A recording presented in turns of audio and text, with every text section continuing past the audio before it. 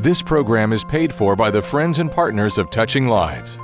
Welcome to the International Broadcast Ministry of Touching Lives with Dr. James Merritt. Here at Touching Lives, our mission is to touch the lives of the lost and enrich the faith of the found. And now, here is pastor, author, and speaker, Dr. James Merritt.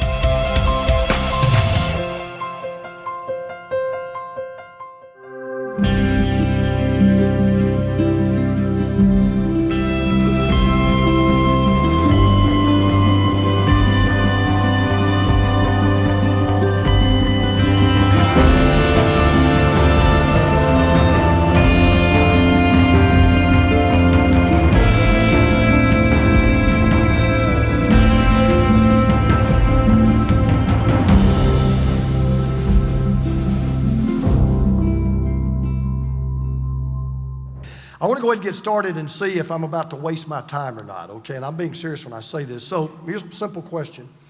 Is there anybody here that has any stress in your life? Just anybody? All right, good. So we're in good company because I'm going to talk about that today. And let me begin by sharing with you that when I was called into the ministry, some of you know my story. I was never going to be doing what I was doing. I wanted to be a lawyer. And yet my last week in college, God changed all of that, and I knew God was calling me to the ministry. And I'll be honest, I was both ignorant and I was optimistic about going into the ministry. I was ignorant because I didn't grow up in a pastor's home. I didn't know what it was like to be a pastor. I just, like most of you, the only time you ever see me, about the vast majority, is on Sunday. You don't know what I do, or you're not around me. And same way, for me, I didn't know what a pastor did, and I didn't know what the ministry was all about. So I was kind of ignorant. On the other hand, I was kind of optimistic. Because I kind of had, the idea that some of you have that, as I thought about it, I thought, well, this is going to be pretty cool. The ministry's stress-free. Everybody's going to love you. Everybody's going to like you. Nobody's going to be disagreeable. You're not going to get any ugly letters. I mean, it's just going to be, fun and games. I wish I had read what the Los Angeles Times published, a psychologist named Richard Blackman. He wrote an article, and here's what he said, and I'm quoting him. Pastors are the single most occupationally frustrated group in America. I wish I'd read that. Because, at the time he wrote that, about 75% of pastors went through a period of stress so great that they considered leaving the ministry. 70% actually did. And I know exactly how they feel. As a matter of fact, this is something I bet you don't know. This is no longer true because it's against the law. But the level of mental breakdown in ministry was so high at one point that years ago, some insurance companies would charge up to 4% extra to cover church staff members compared to employees of other professions. And you may think, and I get it, some of you, I've told some of you this before, I've told about it, I've written about it. I went through a time of stress in my life. Teresa very well remembers it, and I think there's a couple of people here that went through it with me. I went through a period of stress so great in my life that I began to lose my hair, which is still working. I developed a blood pressure problem. I had to go on blood pressure medication. I was sweating through my suit so bad that I had to wear a pad under my armpits to keep the salt stains off of my suits. I couldn't sleep very well at night, and I was frankly about ready to throw in the towel and quit because I'd come to one point where I said, you know what, this is just not worth it for me. And I realize there's some of you that, you got this idea that, man, being a pastor, all you got to do, you just kick your feet up, read a few books, prepare a sermon once a week, and you're good to go.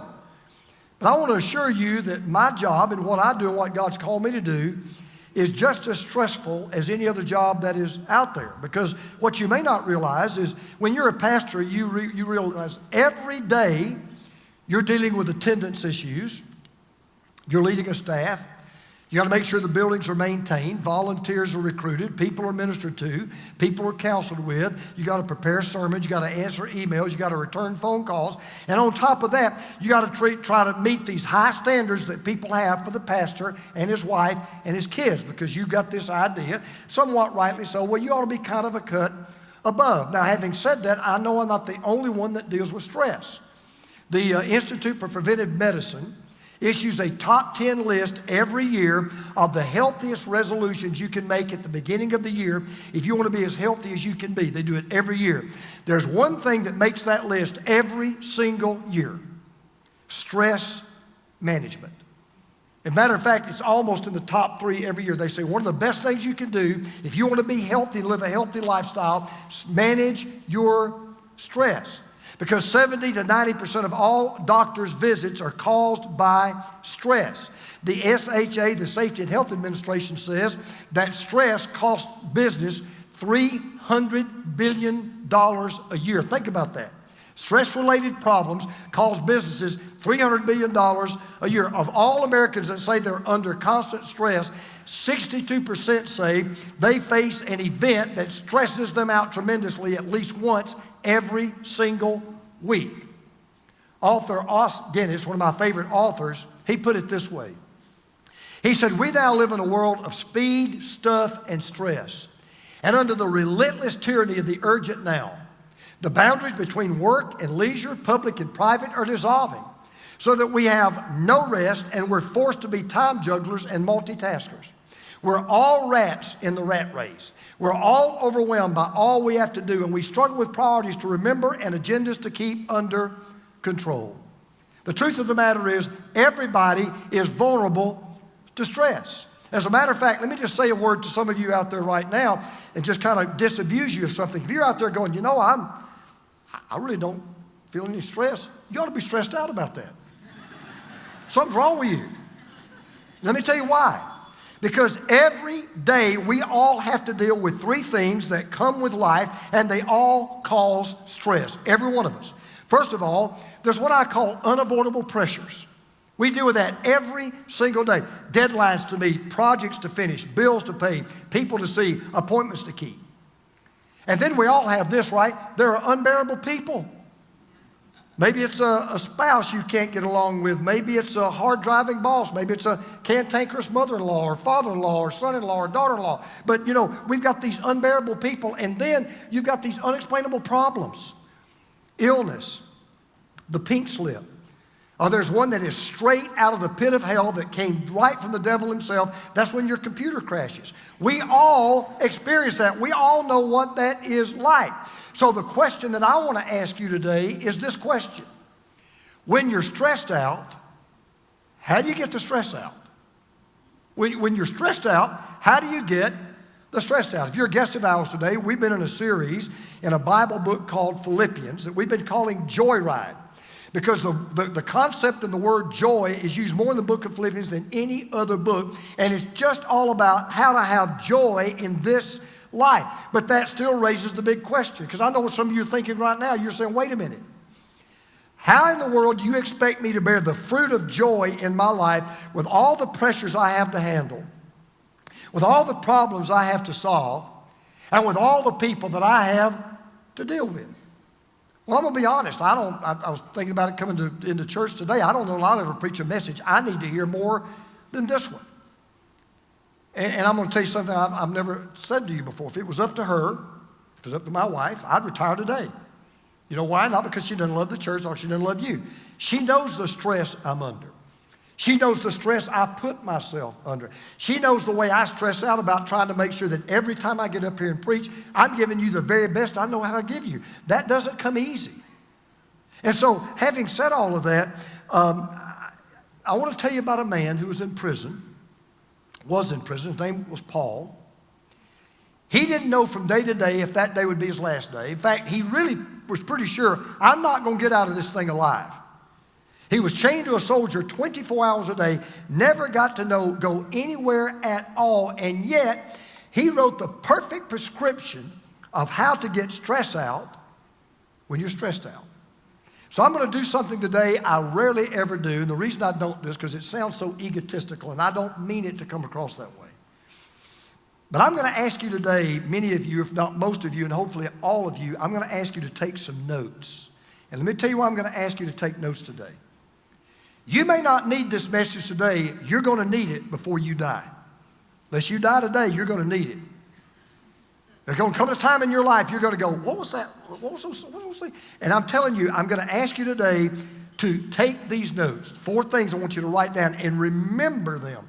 Because not only are they going to help you get out of a pit when you fall into it, not only are they going to help you when that stress hits and you didn't even see it coming, If you'll practice these things on a daily basis, I will guarantee you it'll make your life better. It'll make your life richer. It will make your life sweeter. It's in a book called Philippians, if you brought your Bible, Galatians, Ephesians, Philippians, about halfway through the New Testament, Philippians chapter 4, or if you have your discipleship booklet, you just turn to page 50 and you can follow along. Okay, here's the 4 things I'm going to encourage you to do. If you're stressed out and you want to get the stress out, I'm going to give you 4 steps, and by the way, I guarantee you they work. Well, how can I guarantee you that? Because I didn't come up with them. This is what God gave to Paul. So this is exactly, God knows you better than you know you, and God says, I can tell you how to get the stress out when you're stressed out. Ready? Step 1, rejoice in the person of the Lord. Rejoice in the person of the Lord. Now, here's the first piece of advice that Paul gives. And by the way, now this sets up everything else. If you don't do this one, the other 3 won't happen. That's the first thing. You got to rejoice in the person of the Lord. So here's the way Paul begins in Philippians 4. He says, rejoice in the Lord always. I will say it again, rejoice. Now, there are 2 words I want you to focus on, always and again. And the reason is, Paul is trying to emphasize, you better take me seriously. That's why he says it twice.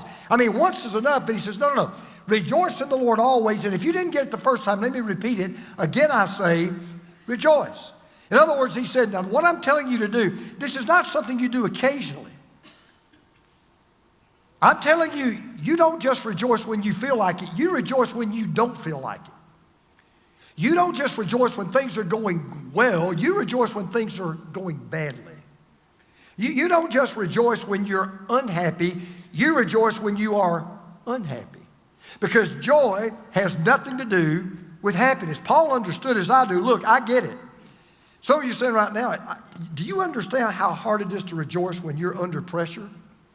Do you understand how hard it is to rejoice when you're facing this problem and you can't solve it?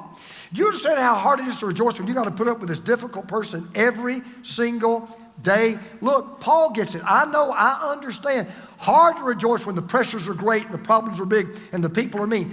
That's why he did not say, rejoice in your circumstances. Now, some of you know this, but I'm going to tell you. When Georgia loses a football game, I don't find it easy to rejoice.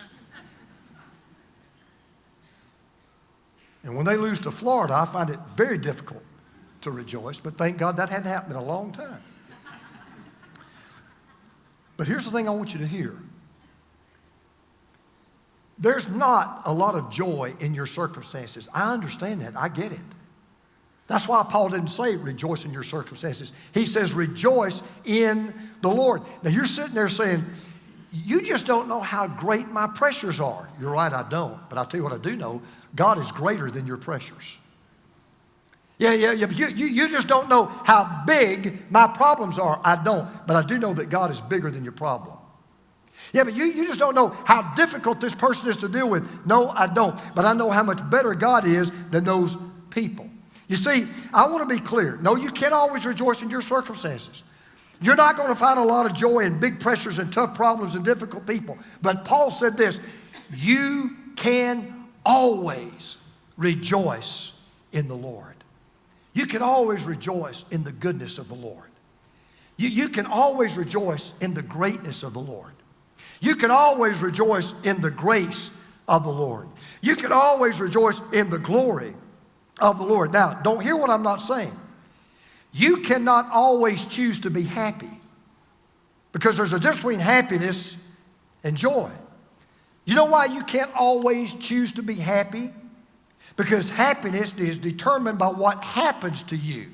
So if what happens to you is bad, you're not going to be happy.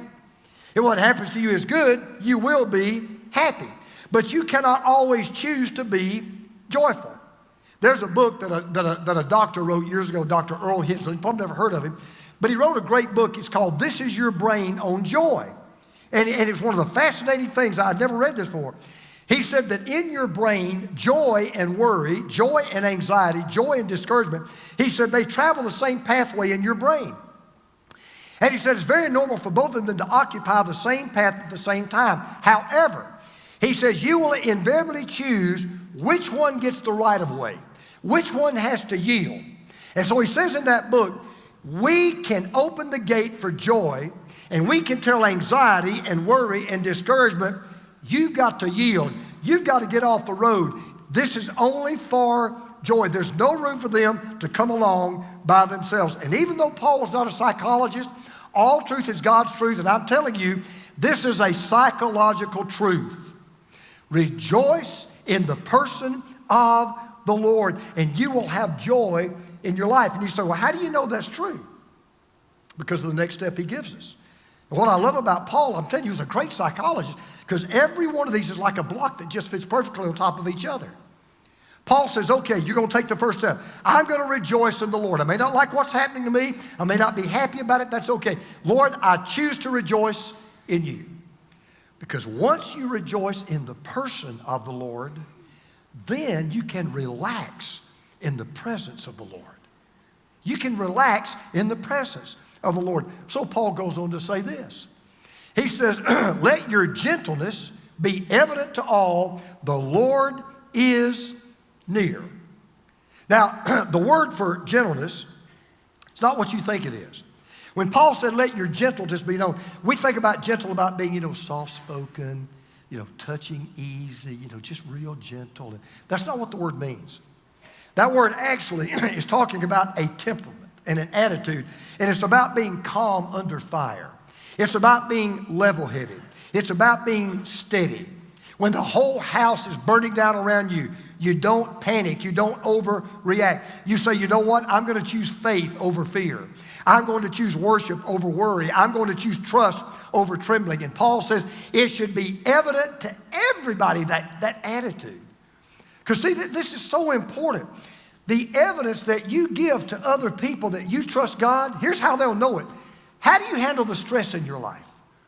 That's when you really show people that you really believe what you say you believe, it's just talk. That's whether or not you really show people, this is how a Christian responds. Because look, you want your family members, your friends, your coworkers, your neighbors, you want them to see, hey, you know the stress I'm under? Yeah, this is how a real Christian handles stress. This is how a real Christian responds to the problems and to the pressures and to the people. We don't freak out. We don't run out. We just remain continuously calm, and we just continue to trust that we have the presence of God right beside us. So Paul says, look, instead of focusing on the problems and the pressures and the people and forgetting about God, here's what we do. We focus on God, and we let him handle the problems and the pressures and the people. He said, now when you do that, your gentleness, your trust, your faith, your calmness, your ability to keep your head when everybody else is losing theirs, it will be evident to everybody. And there are 4 words that you better learn to say to yourself the next time you're walking the floor, the next time your gut's in a knot, the next time that you're worried sick, the next time that the ghost of worry is haunting your house. There are 4 words you better learn to say, and you better learn to say them out loud, and those are these 4 words. The Lord is near. Let's say that out loud. You ready? The Lord is near. Now say it like you mean it.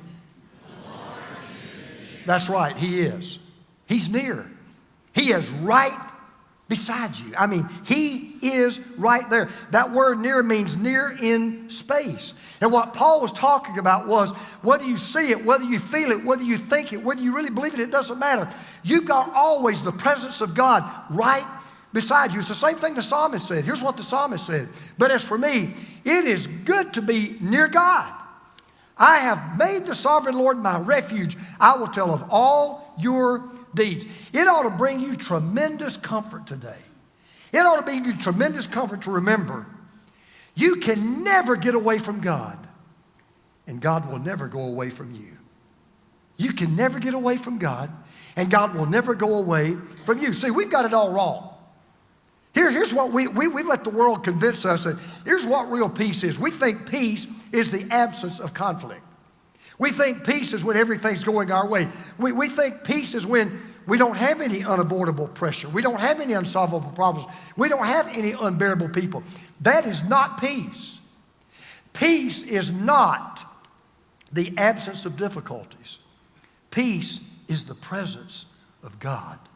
And what Paul was saying was, you never face that peace alone. You never do it. It never, ever happens. You're not in the battle by yourself. You're not the last man standing. He says no matter what you face or what is facing you, you can rest in the presence of the Lord. So the next time you get smacked in the mouth and you get knocked flat on your back, the Lord is near. So I can rejoice in the person of the Lord. And then I can relax in the presence of the Lord. That gets better. When you rejoice in the person of the Lord and you relax in the presence of the Lord, you can release your problems to the Lord. You release your problems to the Lord. Now, let me just be honest before I tell you what Paul says next. You're not going to like it. I'm going to be honest with you. There are times I'll read it and I don't like it either. But you have to hear it. So here's what Paul says. You ready? Do not be anxious about anything. I'm a worrywart. One of my biggest weaknesses. My mom was a worrywart. I guess it's contagious. I got it from her. I'm a worrywart. I just am.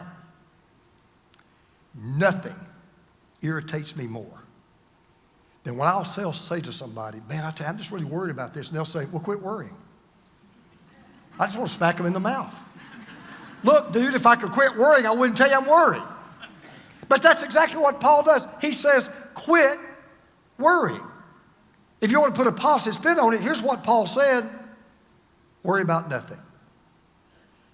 Now, I'm telling you, I'm up here telling you as your pastor, that is a whole lot easier said than done. It is for me. Whole lot easier said than done.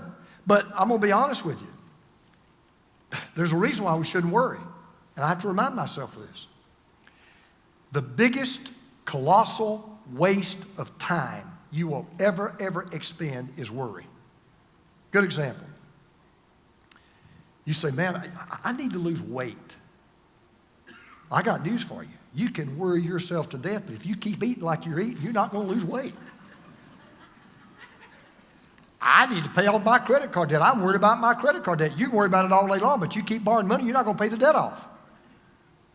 My definition of worry is it's like sitting in a rocking chair. It gives you something to do, but never doesn't get you anywhere. That's what worry is. In fact, I read, this is a true story. There's a French soldier in World War I, and he carried into battle the best prescription for worry I have ever come across. I want you to listen to what he said. This is brilliant. One of two things is certain. Either you are at the front of the lines or you are behind the lines. If you're at the front, one of two things is certain. Either you're exposed to danger or you're in a safe place. If you're exposed to danger, one of two things is certain. You're wounded or you're not wounded. If you're wounded, one of two things is certain. You're either going to recover or you're going to die. If you recover, there's no need to worry. If you die, you can't worry. I mean, isn't that great? I mean, there simply isn't any need to worry. But I know that raises a big question. You say, but yeah, how do you keep from it? I'm with you. I understand, but how do you stop it? What's the alternative? Paul says, here's the alternative. But in every situation, by prayer and petition with thanksgiving, present your request to God. So in other words, here's what Paul said. You may not like it. You may think, oh, it's too simple. It doesn't work. It does. Paul says, real easy. Worry about nothing. Pray about everything. Worry about nothing. Pray about everything. Worry about nothing. Pray about everything. Now, do you know what we tend to do? And by the way, some of you out there looking at me real holy. I'm not buying it. You're just like me. Because you know what we all tend to do, and I'm as guilty as sin.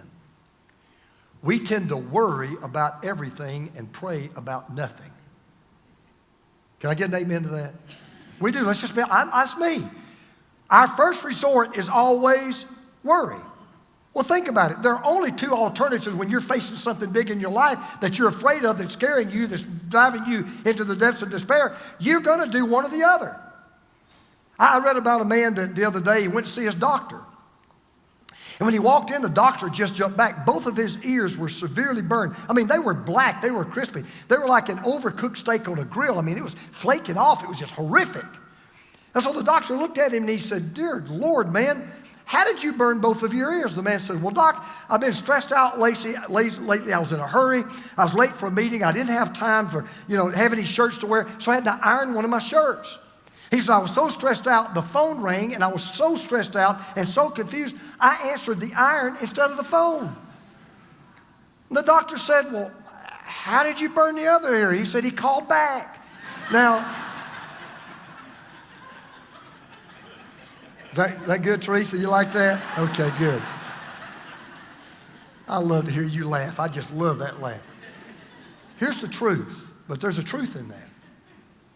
When you have to deal with those pressures and those problems and those people, you're either going to pick up the iron of worry or you're going to pick up the phone of prayer. You're going to do one or the other. You won't do both. You'll pick up one or you'll pick up the other. And Paul here is dealing with reality and facts. The fact is this: every single time we're stressed out, we have a choice. We can choose to carry that pressure. We can choose to try to solve that problem. We can choose to try to deal with that person on our own, or we can give every single one of them to God. And so when the waves of worry flood your mind and the tornado of trouble is tearing at your soul and the hurricane of heartache is pounding at the doors of your heart, there is a God who is present. There is a God who is near. And every time that God is saying, hey, give it to me. I've got this. Leave it to me and leave it with me. Let me ask you this.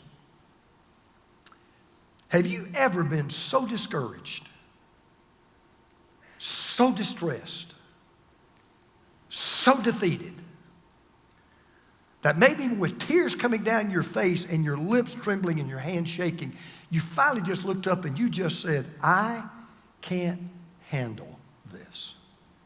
Because I've been there. You remember when I was there. It was a Thursday afternoon, 30-something years ago. I'll never forget. I was this close to a nervous breakdown. I was this close to throwing in the towel and quitting the ministry. I've been there. And I was in my study. And I had the tears coming down my cheeks. I know where some of you are. I've been there. Couldn't believe what was happening in my life. And I said, Lord, I can't handle this. And God spoke to my heart and he said, I got news for you. You can't, but I can. I never said you could. I always said I would. And then Paul kind of sticks the knife really in. You know what he says? He says, oh, by the way, do this with thanksgiving. Now, if you're not mad at Paul, he's doing everything he can to get you ticked. Are you kidding me? This is hard enough for you. Now you tell me to do it with thanksgiving. And some of you are saying right now, you tell me how in the world I can be thankful in the situation I'm in. How can I be thankful with the pressures and the problems and the people? Well, here's what you can be thankful for. No matter how great the pressure or how difficult the problem or how hard the people are, God loves you enough to care about them. God is powerful enough to handle them. And God is wise enough to grow you through them. So you rest. You rejoice in the person of the Lord. You relax in the presence of the Lord. You release your problems to the Lord. And then Paul says, this is what will happen. You ready? This is the best part. You can then rest in the peace of the Lord. Now listen to what Paul says. He says, if you're stressed out, God will help you get the stress out. God will help you arrest stress so you can be at rest without stress. God will help you arrest stress so that you can be at rest without stress. And Paul says, this is what will happen. It'll happen, before you even know it, it'll happen. And the peace of God, which transcends all understanding, will guard your hearts and your minds in Christ Jesus.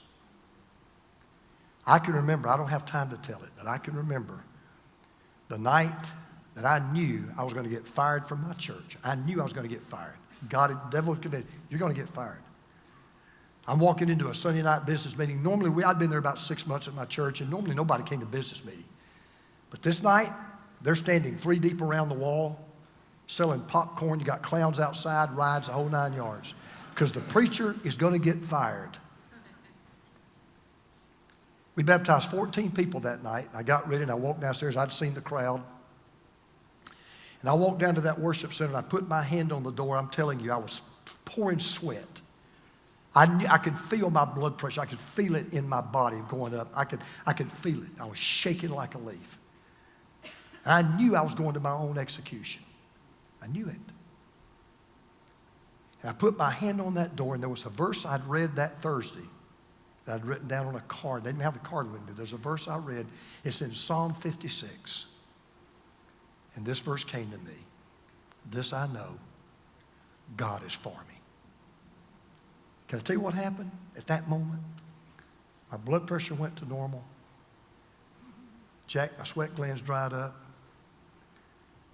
I had a peace that came over my heart. I said, Lord, if they keep me, that's all right. If they fire me, that's okay.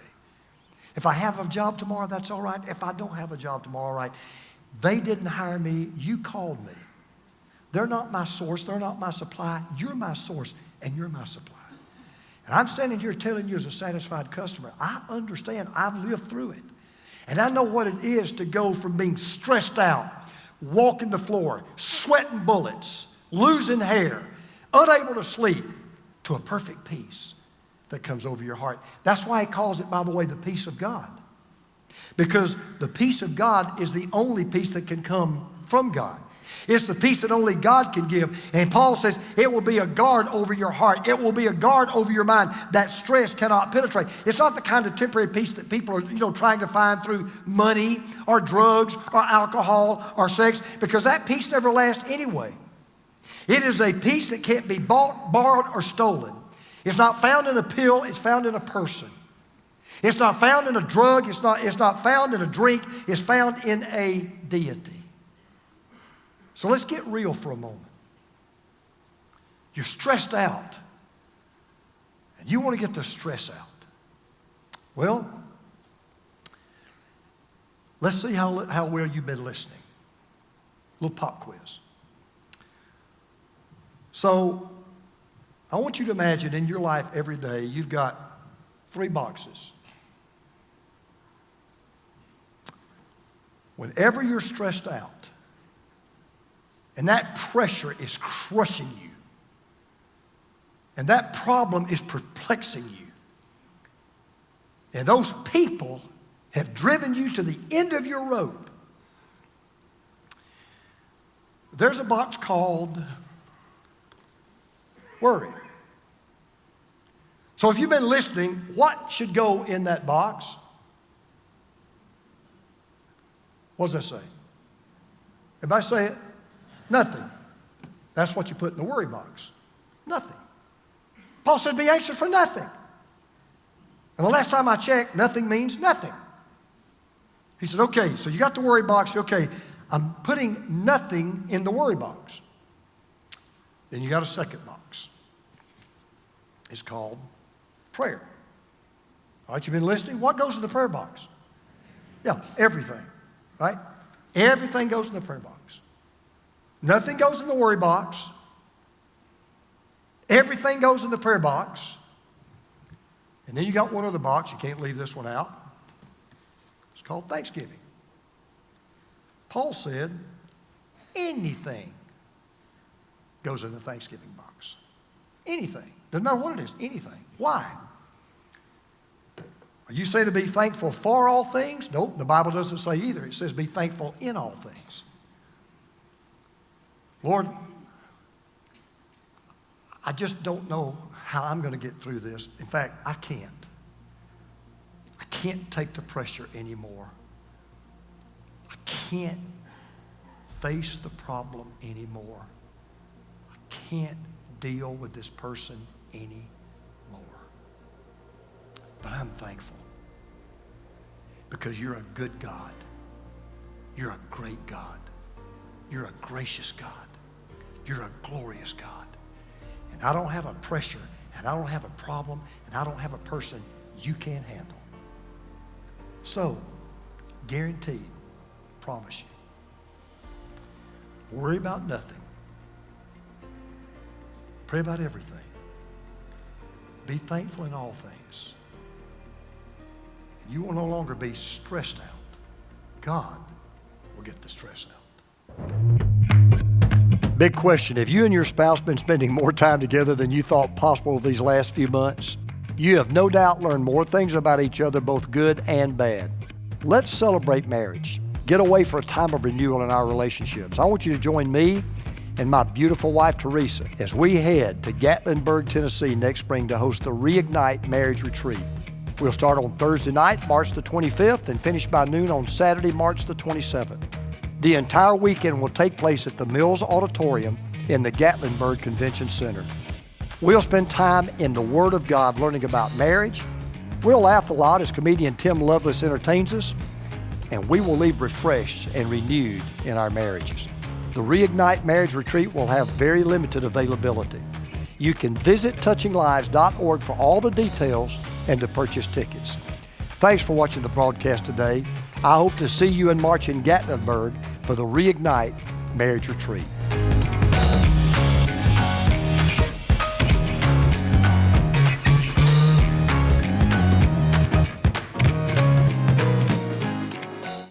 I have a question for you, and it's a tough one.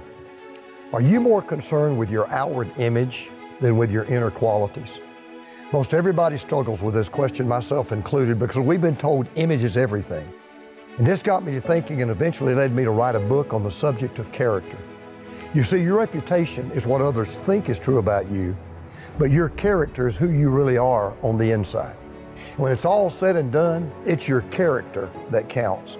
I want to invite you to order your copy of my new book, Character Still Counts Today, and begin to invest your life into what matters most, your character. Go to touchinglives.org to order your copy of Character Still Counts Today, and remember this, when you die, your reputation will be gone forever, but character will stick with you for all eternity.